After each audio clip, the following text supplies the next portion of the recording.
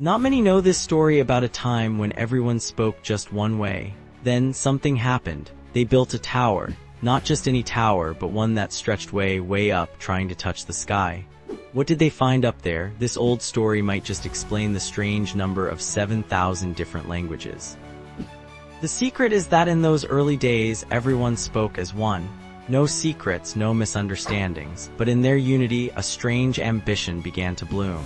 They looked at the endless sky and felt a challenge. Kale was a young boy who noticed things others didn't. Even though everyone else was excited, he felt a little bit worried. The quiet talk about touching the sky and trying to reach God sounded strange to him, like something wasn't quite right. He approached an elder, his voice barely a whisper. "Why do we build so high?" he asked. The elder's eyes held a distant gleam. "To touch the sky, child. To be like those who dwell above, to find God." Kale helped, but he still felt unsure. The other builders worked really hard, and their happy sounds seemed a little odd in the big, empty space around the tower. It felt like they wanted something more than just building. The tower went way up, so high it disappeared into the clouds that swirled around it. Some people said they heard weird whispers in the wind up there, talking about a place nobody knew. Kale saw cracks in the bricks, and the people's eyes looked too excited, like they had a fever. He felt really scared, like they were trying to do something they shouldn't. He tried to say something, but everyone was too busy building, making loud noises. Then, a low rumbling sound came from the sky. The light around the tower started to blink in a scary way. The builders stopped what they were doing, and for a second they looked afraid. Then there was a sound, a deep rumble that seemed to come right from the sky they were trying to reach. The air felt heavy, and the light around the tower blinked faster and faster. Everyone got quiet. The bragging they were doing before was gone, and it was replaced by a creepy silence.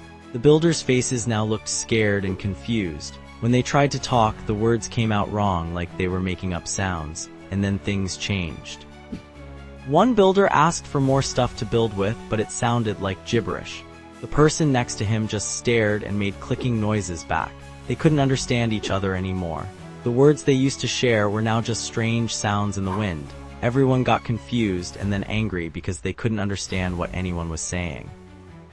They stopped working. The tower, which was supposed to bring them together, was now making them fight and feel lost. The builders, who couldn't talk to each other anymore, slowly started walking away from the tower.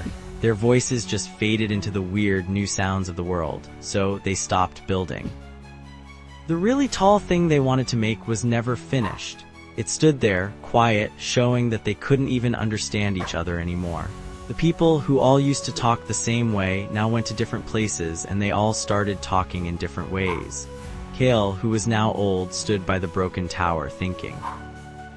He understood that it's easy to stop understanding each other, and that trying to be like God might cost you everything. Kale never forgot the day their voices broke. He remembered the scary silence and then all the noise that made no sense. He learned that some things in the sky are better left alone, and that it's important to understand the people right next to you. The tower that made God angry. It's an old story people still tell. It reminds us that sometimes the most important things aren't the big things we build, but the words we say and how we understand each other.